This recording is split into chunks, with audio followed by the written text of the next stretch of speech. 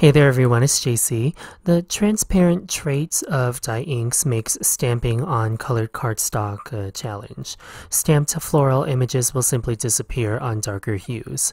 However, there are crafty techniques to unite die-cut stamped images to a colored background. Keep watching to find out how to combine bright blooms with dark backgrounds.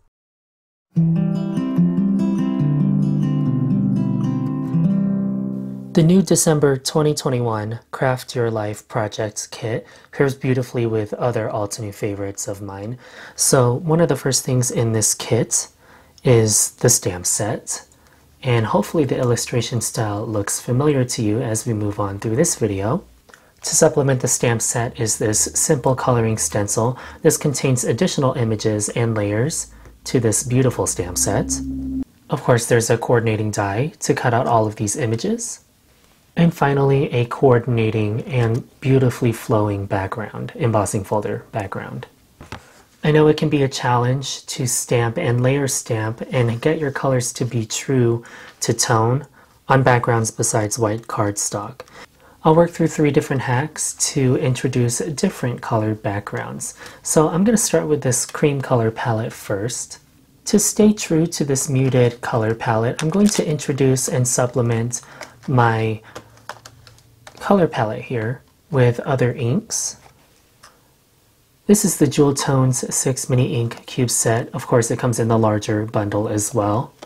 But these 6 colors are unique to this set, and they supplement your existing Altenew ink stash.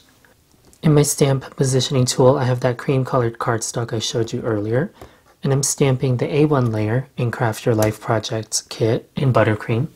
The base layer to this cluster of flowers is actually in the stencil, and I'm just going to use one of the mini ink blending tools in buttercream to fill in this layer. I had a little mishap here, so just ignore that one. This is the layer I'm using for the B1 layer. So back into my stamp positioning tool. Now I can just easily, and hopefully this is familiar to all of you, is just start to layer the rest of the images. And what I love about this vintage tapestry illustration is that it doesn't contain an outline, so your references are just going to be a little bit different. So I'm stamping this next layer in Warm Sunshine. I'll stamp these next layers, so that's the A3 and B2 layers in Caramel Toffee. Then I'll finish the bottom rows with the B3 layer, and I'll stamp that layer in Paperback. In my stamp positioning tool, I have the A4 layer to finish up this daisy looking flower. I'll supplement this blend with raw amber and red jasper. So those are my 2 flowers from Vintage Tapestry stamped on my cream colored cardstock. Now, like I mentioned earlier, the illustration on this has no outline, so I was looking through my stash to find a similar product. This is the Build-A-Flower Stargazer, and this one happens to not have an outline image, so I thought this would pair beautifully for that lovely watercolor embroidery feel and vintage feel to this card. So for this first base layer, I'll use Coral Bliss. For the next layer, I'll use Vineyard Berry. And then before I add the speckles or the freckles to the lily, I will stamp this final layer in Rhodolite. I'll finish with the freckles and red jasper for my Stargazer lily. I stamped the filament in Evergreen, and then finally I stamped the anther in Caramel Toffee. To finish off this panel of flowers, I'll start with the foliage now. I'm going to go in this order from left to right, so this will be the base layer, mid layer, and most detail layer if I've got it. And so I'll go in this order for the leaves in both Build-A-Flower Stargazer and then also Craft Your Life Project Kit Vintage Tapestry. Now that I have all my floral elements stamped, I'll use the coordinating steel dies to cut out all the images. After die cutting my flowers with the cream background, I came up with this arrangement for my card front. Onto an acrylic block, I'll dispense a little bit of raw amber to add an array of splatters to my background. This is the same cream colored cardstock I was using to stamp all my elements onto. So to finish this card off, I added my splatter background to my folded note card base. I fomented a few of the die cut flowers. I added a coordinating sentiment from Craft Your Life Project Kit Vintage Tapestry. And that finishes this first card featuring a creamy background for warmer tones and a boho sort of inspired tapestry. The wonderful thing about dye inks on top of a light cardstock like this is it helps warm up your color palette, or if you opt for something cooler, you can always cool down your color palette. So we'll keep working down the values. So here's my light colored cardstock background option. What if you have something a little bit more on the medium side? So let's take a look at more intense color palettes and how we can help blend our focal elements, our stamped focal elements, on top of highly saturated backgrounds. So the problem with stamping on top of a colored cardstock like this is that because of the transparent properties of dye inks, not all of your inks are going to show true to tone on top of a cardstock like this. So an easy way to combat this is to start with a white colored panel and stamp directly on top of this first. So I'm going to start with my white colored cardstock. And my choice stamp for perfect pairing is pretty deliberate. Now, I want to replicate the illustration that's on Vintage Tapestry with the no outline appearance. So I thought Vintage Flowers, a very, very old and well-loved stamp set from us Altenew fans, contains these solid images, these solid layers here. And we'll need that. That's important for the look of this card. Before I begin, I'm going to pick the dies that I want to stamp with and arrange them on top of my white cardstock. So I've squeezed as many dies as I could onto one panel of white cardstock. And I know these are the images I will want to use on my project. So I have these leaf clusters and these floral elements. So now I've deliberately picked images, again, that have a solid layer to them. And what I'm doing is I'm tracing the exterior of the dies with my pencil. So my pencil tracings aren't the most perfect things, and that's okay because they're simply acting as guidelines for my dies. Now I won't put these away completely, I'll just set them off to the side for a moment. So I will start with the vintage flower images first. So I've laid the panel into my stamp positioning tool, and I have one of the dies placed back into their outlines. I'm going to neglect that solid layer and go directly into the first detail layer. And what I'll do is align my die to the pencil outline I made, and then I will also align one of the detail layers into the die. And once I have good placement, I'll pick up the stamp and set the die to the side again. I'll repeat this for just the flower images. So now my detail layers, the first detail layers, are aligned to the dies underneath. And what I'm going to attempt to do is stamp a creamy white flower using this detail layer. To do this, my first layer is going to be vanilla cream from the Delectable Delights Mini Ink Cube set. And what I'm going to do is stamp the second generation of this onto the outline. So I'm going to take off a little bit of that ink on a scrap panel of white cardstock,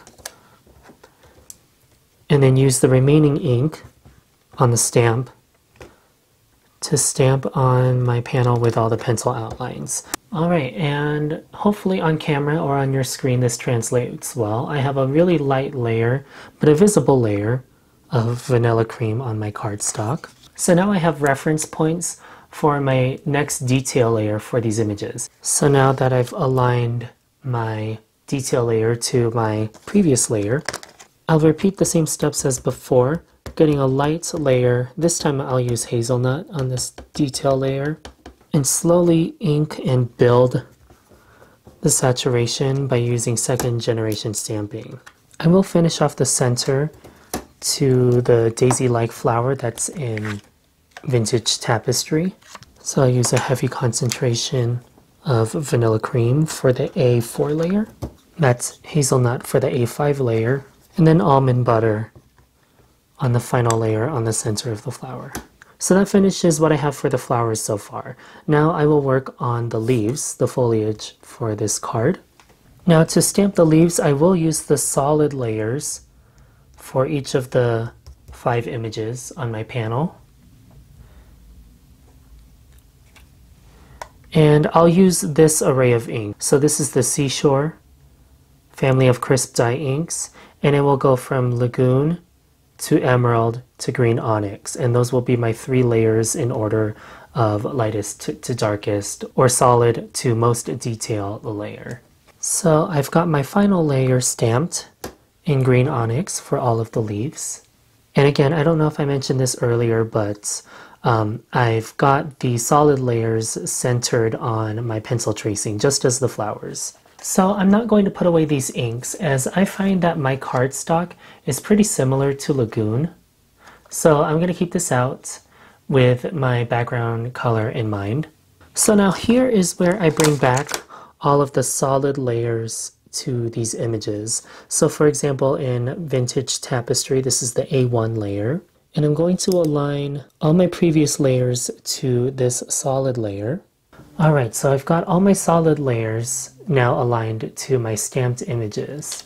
So now I'm using a sticky embossing ink to ink up the solid layers in my stamp positioning tool. And I will overlay this embossing ink onto my stamped images. And just to make sure I've got good coverage for these solid images, I'm going to stamp this several times. And then I will use a clear embossing powder to set the embossing ink on top of these images. So now I have clear embossing on top of my stamped images. Now hopefully this technique is familiar to you. Now that I have clear embossing powder on top of my stamped images, we're going to do a resist technique. I'm just going to lay down my silicone stamping mat just to protect my filming surface. And then I'll bring back the Seashore family of inks, and I'll use Lagoon. And then I'll use one of my small ink blending tools to create a halo around my stamped images. I'm trying to be careful, especially with this one here. I don't have the solid image stamped on here.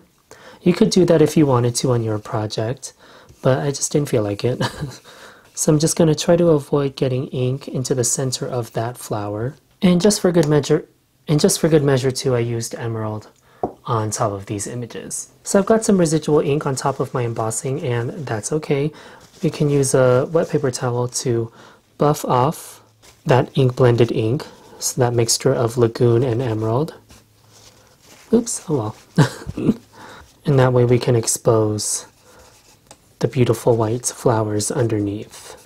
Before I die cut any of these pieces out, I'll work on the branch that comes with vintage flowers. I've rubbed red jasper onto my silicone stamping mat. I'm going to use the Altenew Fine Mister bottle just to get this ink suspended. And I'm just trying to get a bark type appearance on here. Alright, there we go. I've got quite a bit of texture on here. I'm just going to check that I've got good coverage. Yep, that looks excellent. And with all of these pieces to my card, I'm going to die cut all of my flowers and foliage, as well as the coordinating branch image that I showed you earlier. So now instead of my die having a white background, and you fail to see the white flower that's on top, by doing this embossed resist technique, I can add in a contrasting background so that my white flowers truly stand out on top of them. I added all the clear embossed die cuts on top of a background that's the same teal background that I had from earlier, but I added some pure white ink splatters.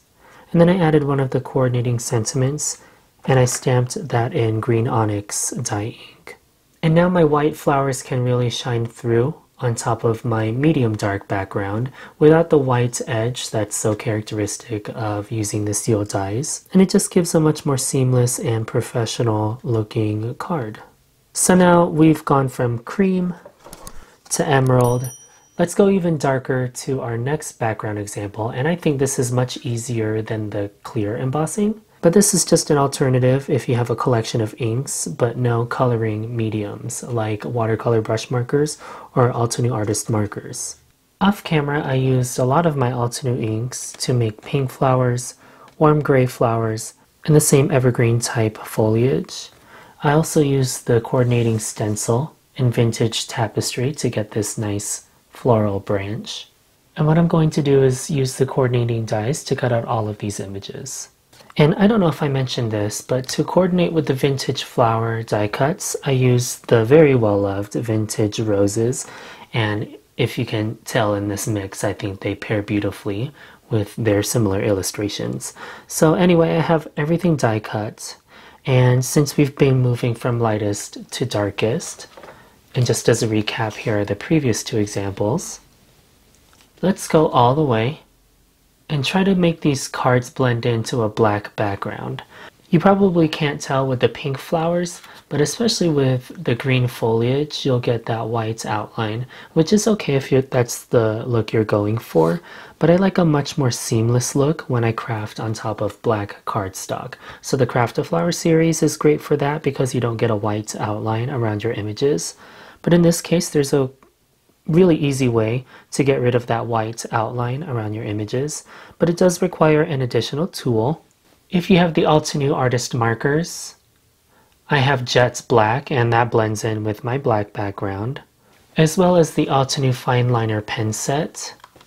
There is a brush nib in this set. You can also use an Altenew watercolor brush marker. But for my card, I'll use the fine liner brush just to get into these deep crevices in the flower folds. So I'll show you an example of one, like on this smaller leaf die cut. I'm just going to very meticulously trace around the white space with the brush nib of the fine liner pen set.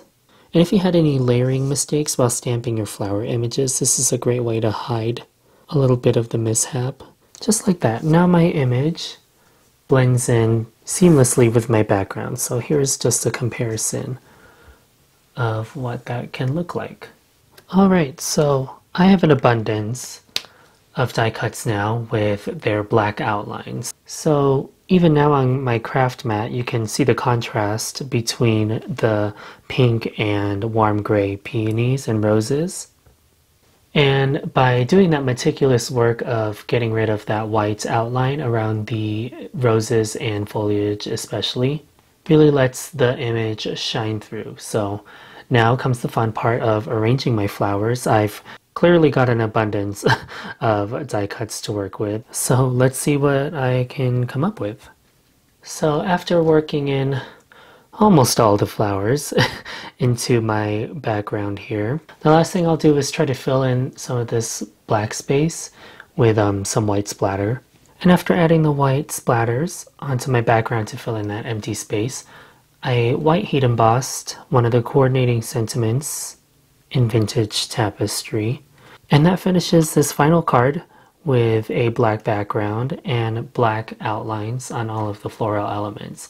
And I think by adding in the black outline to the florals and foliage, that it really helps tie in the scene and the bouquet. So here are the other versions of making your floral card stand out against your background.